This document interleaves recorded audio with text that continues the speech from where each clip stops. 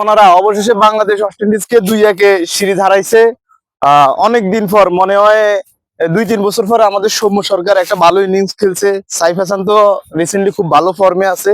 সবকিছুই দেখতে ভালো লাগছে এবং মিরপুর মাঠে বাংলাদেশ যে একটা সংগ্রহ করছে রানের, সেটা কিন্তু যথেষ্ট ভালো ছিল। এবং ওয়েস্ট ইন্ডিজ আমি ভাবছি যে মোটামুটি 200+ বা 200-250 রান করবে, কিন্তু সে জায়গায় আসলে হয়ে ওঠে নাই।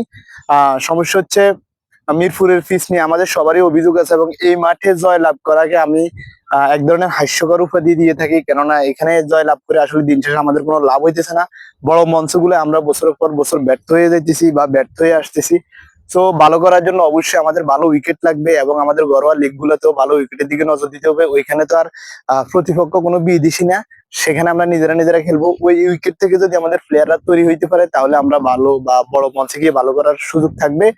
এবং তবে অভিনন্দন, সিরিজ জিতছে। এবং আজকে যে খেলাটা ছিল ওভারঅল ব্যাটিং পারফরমেন্স খুবই ভালো লাগছে। তবে এক ম্যাচ জিতে বা এক ম্যাচ ভালো করে আমি খুশি না।